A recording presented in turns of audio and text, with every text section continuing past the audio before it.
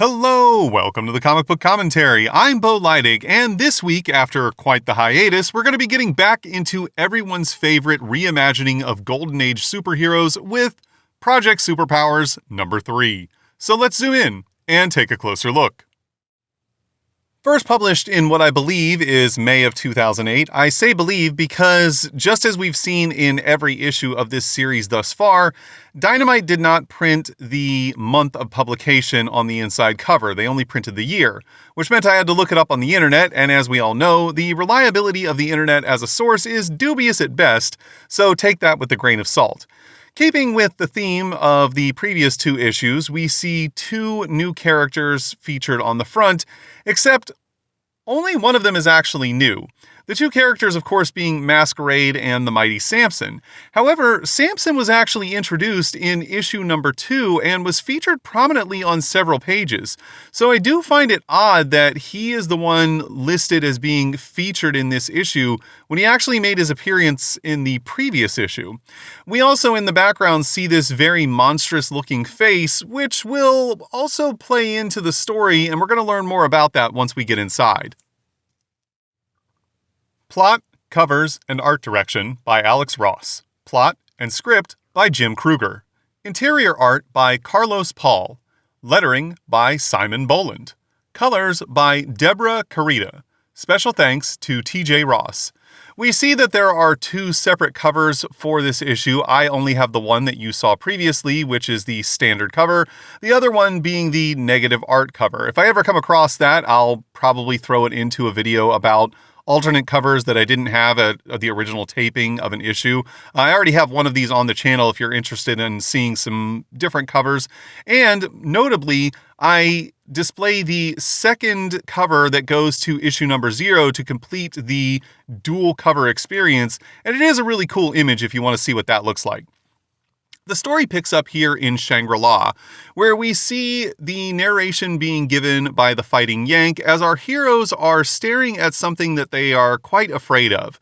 The Yank explains that Shangri-La was actually the place that many of the heroes who fought during World War II found their powers in. He doesn't go into detail about what that means, and we can only make assumptions about it. But we also learned some more interesting things. Number 1 is that Shangri-La's location has been a mystery to the entire world. And it is said that if its location were to ever be compromised, that it would indeed spell the end of the world. And as we can see here by the giant wall of flame that is approaching the city gates, their location has indeed been compromised. This is because, as the American Spirit explains, tiny microscopic tracking devices were put onto the Black Terror that the Dynamic family has used to track our heroes to the location of Shangri-La.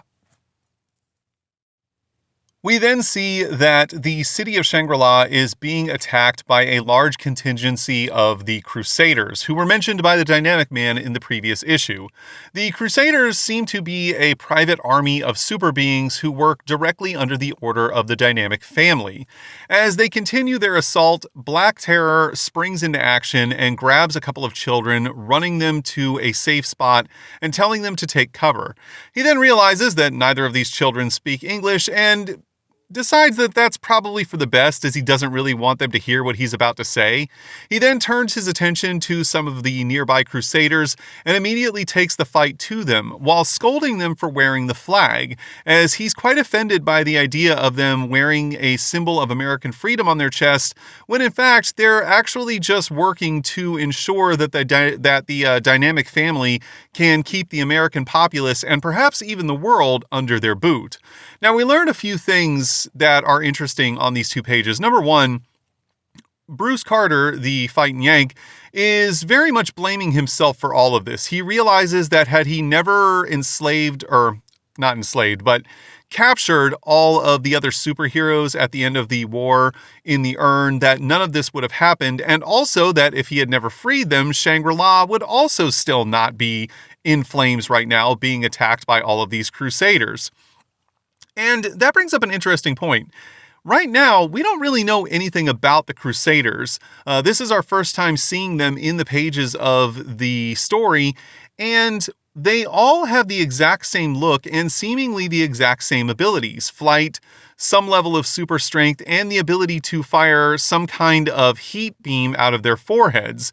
Outside of that, we don't know much about them. Are they androids like the Dynamic family? Are they some sort of biological agent, some sort of clones? It's not really something that's been explained in any way, shape, or form thus far. And we also are not entirely certain of exactly what the limitations of Black Terror's powers are. We know that he has some level of super strength and durability, but outside of that, what exactly does he have going for him? This again is not explained. We know that he can't fly, but does he have anything else going on that we have yet to be made aware of? Green Llama also joins the battle and begins making short work of several of the Crusaders. Realizing that Dynamic Man is certainly monitoring this battle, he begins to speak to him directly, telling him to get his thugs out of his city, and also claiming that New York belongs to him as well now. He then issues a warning to Dynamic Man, telling him that all things living must be at peace with all things created. We then see Dynamic Man and Dynamic Woman back in New York City, and notice that the Dynamic Force's headquarters has now been completely enveloped by whatever plant magic it was that the Green Llama used to aid in their escape from the Dynamic family, and is, in fact, now a giant towering tree that is actually standing taller than any of the city skyscrapers. This is something that the Dynamic Forces don't know exactly what to do with. They've done their best to try and subdue all of the plants that were enveloping the building, but to no avail, as we now see that the building is no more and is simply just a gigantic, almost seemingly impossible tree. We then suddenly and without warning teleport back to August 9th, 1945 in Kokura, Japan. This, of course, is a battle that we saw some of in issue number 0, where we saw that the superheroes were able to defeat the Japanese, but not prevent the dropping of the nuclear bomb on Nagasaki. This is also the point at which the Fighting Yank made the decision to start taking the other heroes against their will and imprisoning them in the urn. This, of course, being the point in time in which he started by capturing the Flame and putting him into the urn. Now, upon realizing that the planes were moving past the city of Kokura, Samson realized that they also were not turning around, so he decided to pursue the bomber in hopes that he could destroy the nuclear bomb before it made impact and save the city of Nagasaki. Samson continues to use his super leaping ability to pursue the bomber, and as he lands in Nagasaki, he tells all of the inhabitants to fear not, that the day is not lost and that the Lord is on his side, as he once again leaps into the air with the expressed intent of ripping the bomb to shreds before it ever impacts the ground. Unfortunately for Samson, he was unaware that this bomb was set to detonate before making impact, and it inevitably blows up directly in his face and destroys the city. However, due to Samson's seemingly invulnerable body, he is able to weather the explosion and survive with basically almost no injuries to his body.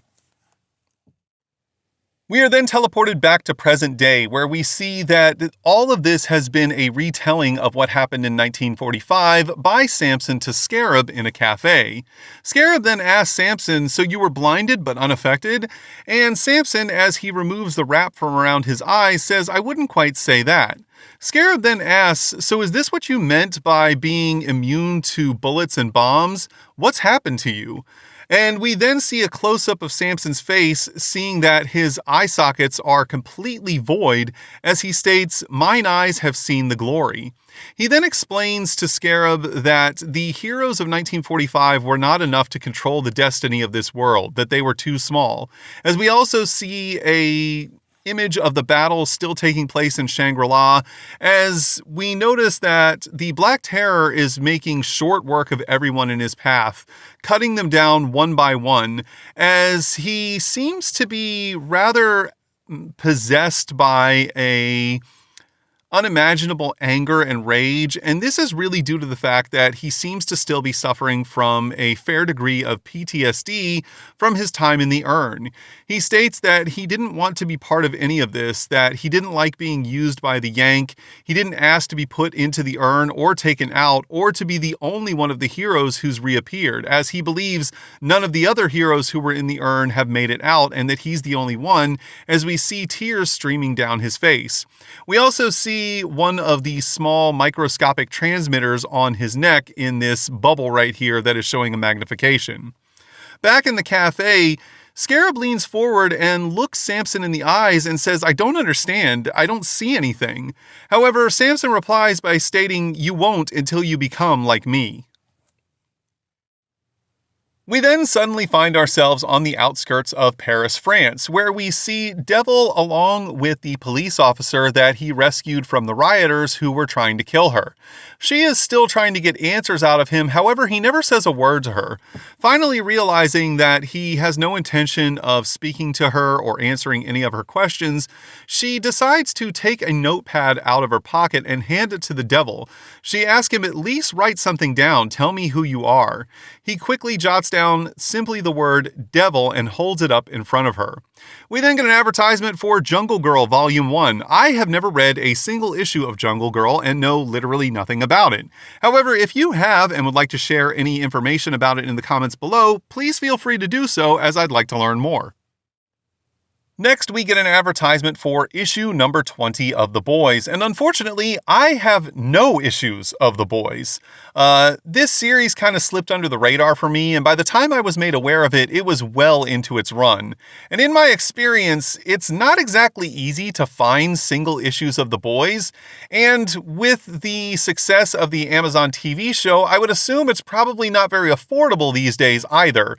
So while I would like to get my hands on a complete run of this series so that I can make videos on it, it seems like that's going to be pretty far off into the future, if that ever happens at all, so I wouldn't hold my breath for videos on The Boys on this channel.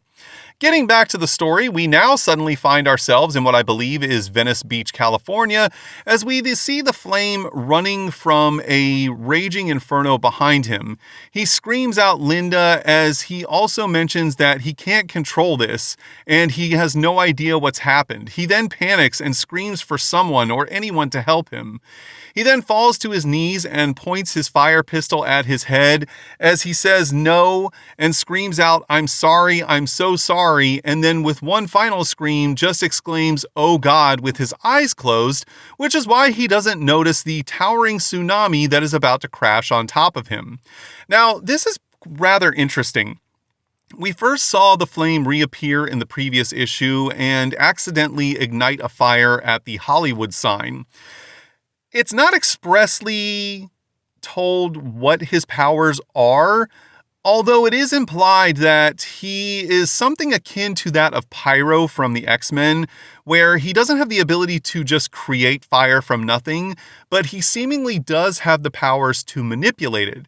However, that would explain why he's so panicked in these several panels, as seemingly his powers are not working, and he no longer has the ability to control these flames, which is why the entirety of Venice Beach is ablaze. Before the Flame can pull the trigger, the wave crashes down on top of him and sends him tumbling. After the waters recede, the Flame tries to get his bearings as he sees a pair of boots standing in front of him and says, "Whoever you are, thank you." However, the stranger says, "Is that any way to greet me?" He then helps the Flame to his feet and says, "You know, most people call me Hydro, but not you." As the Flame looks up and recognizes his old friend, he simply asks, "Bob, what's happened?" Hydro then looks out at the pier and says, "It appears that the urn that the Yank had captured us in has now been destroyed and we're freed, which means that somebody somewhere is going to be very unhappy." We are then once again suddenly transported to a brand new location without any warning, as we see Masquerade wandering through the streets with a confused look on her face. She seems to be suffering from amnesia as she desperately tries to figure out where she is, who she is, and what has happened to her. We then see that the inhabitants of the city are covered in boils as they reach out to Masquerade for help. She recoils from them and states that she doesn't know what to do to help them and asks where she is. As she wanders around the street, she comes around the corner to find a street filled with dead bodies when suddenly another costumed superhero calls out to her, stating, "Diana, is that you?" Still confused, she says, "Do I know you?" And the man answers with his own questions, asking, "Where are the boys? Have you seen them?" Realizing that she doesn't know what he's talking about, the man states, "I'm Jerry Steele, V-Man, don't you remember me?" She then holsters her pistols as she starts to relax a little bit and asks V-Man, "What's happened? This looks like some sort of twisted version of Tokyo." V-Man takes her in his arms and states, "I don't know what's happened. Everyone was fine when I arrived here, but then they all started getting sick and dying," as he points his head towards the ground and tries to deal with everything that's going on around him. At this point, Masquerade grabs onto his shoulder and states, "You called me Diana. Do you know who I am?" He then looks up at her shocked and says, "Of course I know you. You and I." However, his sentence trails off when he realizes that her face is now breaking out with the same boils as all of the dead people around them. We then, yet again, find ourselves teleported to a brand new and unnamed location without warning, where we see a large crowd of people running for their lives through the streets. We then find ourselves inside of a bar where a man wearing a suit is drinking next to a man holding a beer. The man with the beer states, "I don't understand. What exactly is happening to everyone?" And the man in the suit explains that this is his fault, and that since he's arrived here, everyone who looks upon his face then hallucinates and sees their greatest fears come to life.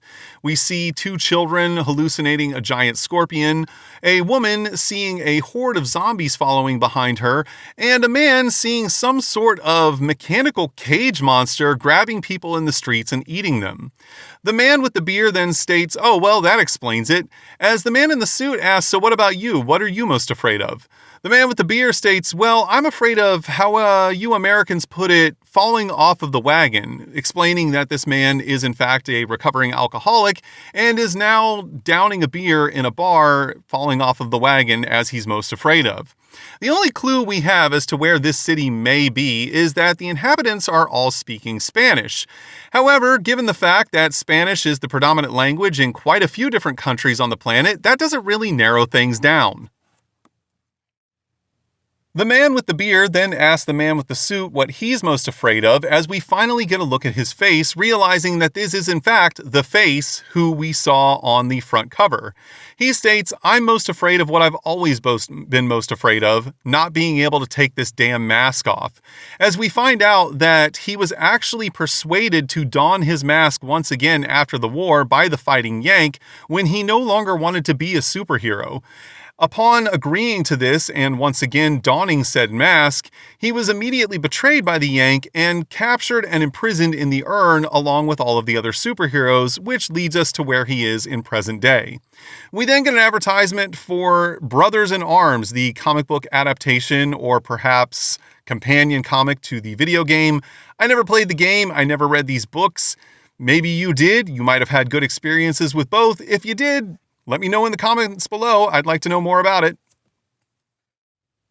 We then see an advertisement for the Bad Boy hardcover by Frank Miller and Simon Beasley. I gotta be honest, I know literally nothing about this comic book whatsoever. If you do, feel free to talk about it in the comments below because I'd like to learn more.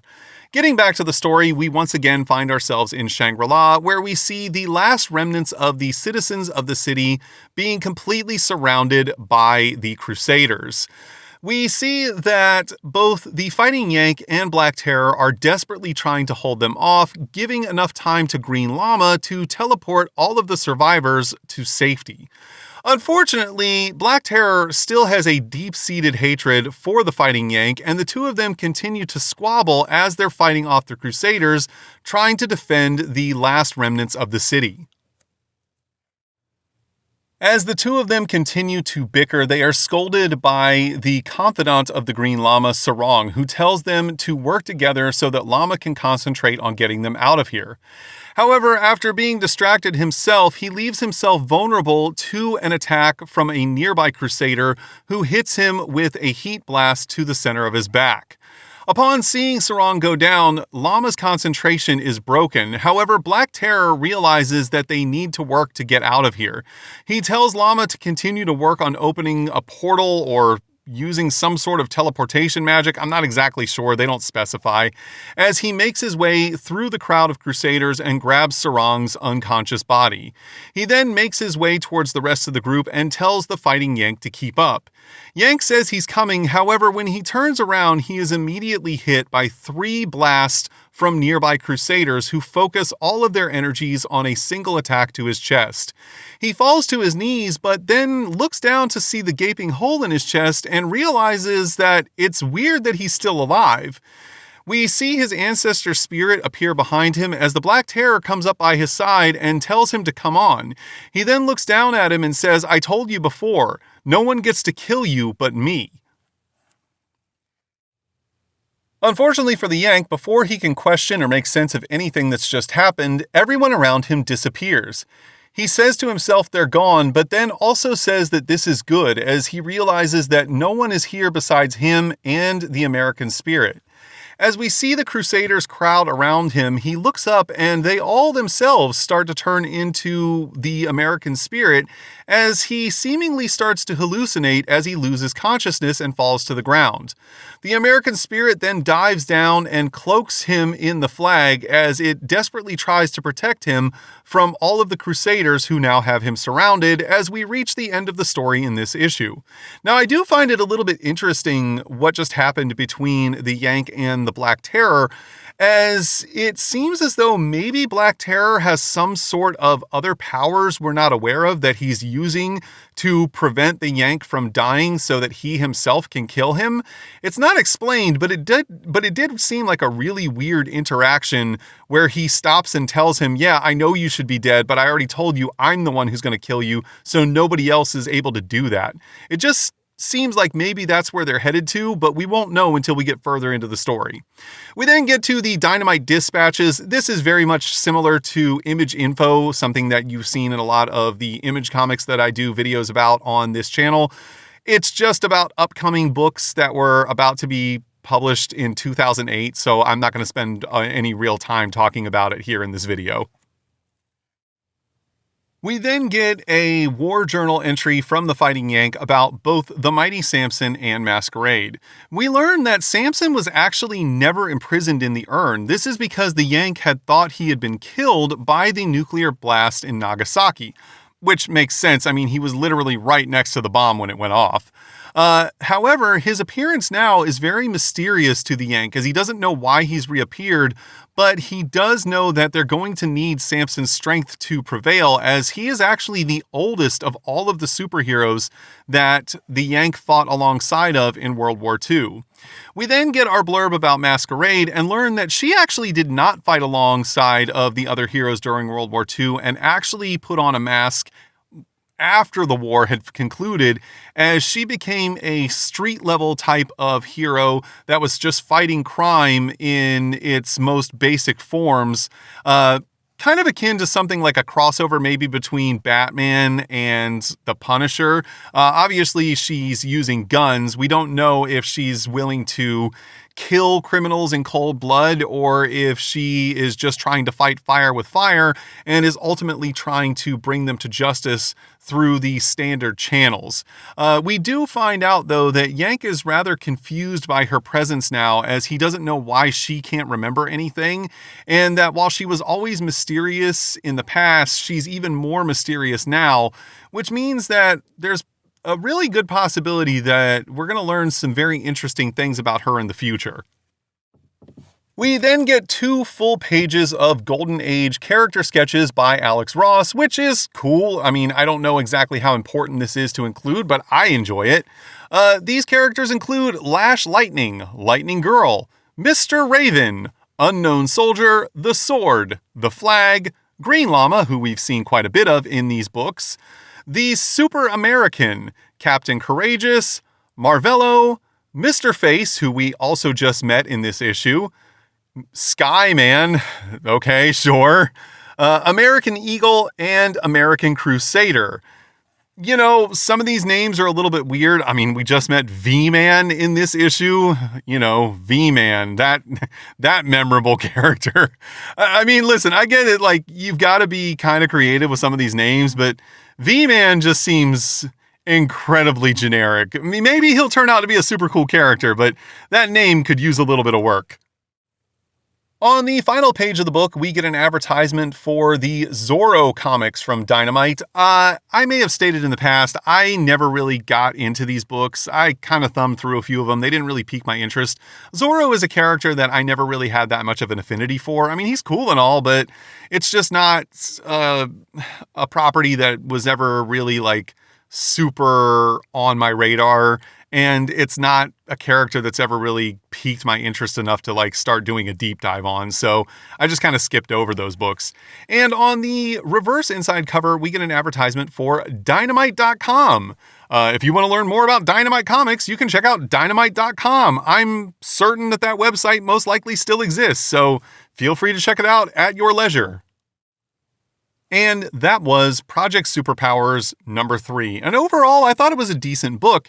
If you don't know, I picked up these issues as a completed set in a comic book store, a few years ago, and I'm reading them in order for these videos. I've not read ahead, so I'm no further in this story than these videos are currently. I'm doing that as a means to give you my genuine reaction to each issue as the story progresses one issue at a time. And overall, I really like the premise here, the idea of taking these forgotten Golden Age superheroes and retooling them for a modern story and using them in new ways. It's a great idea, and it's a really cool way of preserving comic book history while also creating new comic book stories. My only real problem with any of it is the story presentation could be better. And what I mean by that is you may have noticed that there was a pretty big gap between me doing this issue and my episode on issue number 2. And that's because I kept putting it off, and I couldn't remember exactly why until I started reading this issue. It's because the way that the writing is handled in these stories is very disjointed and confusing at times. You may have noticed as I was going through this issue how I kept bringing up that places and locations and time periods were just suddenly changing without warning. And this is an easily rectifiable problem. When you go to 1945, all you had to do was put up Japan 1945 in a little box up in the corner. Or when you jumped to Paris, France, just put up a little box in the corner that says Paris, France. It takes almost no effort to do that, and it makes the story flow much more easily than just suddenly a location and a time period and characters appearing and changing with no warning and no real transition effect to kind of confuse the heck out of you if you're not really paying attention. It's very difficult to read these books and understand the flow of the story, and it's also very difficult for me to present these in video format to you, the viewer, and keep everything straight. So, while I really like the idea behind all this, I do feel as though there's just a little bit something missing in the way that they're presenting it that could have been done to make the story flow slightly better and make everything more easy to follow. I understand that they're trying to create like an aura of mystery, but there's a very fine line between mystery and intrigue and just outright confusion, and right now it feels like they're kind of all over the place and trying to straddle that line. But then again, these are just my opinions. Your opinion may be that they're doing it perfectly and everything is fantastic, and if that's the case, it's okay, because everyone's entitled to their own opinion. If you enjoyed today's video, please feel free to like, comment, and subscribe, and thanks for stopping by. Have a great day.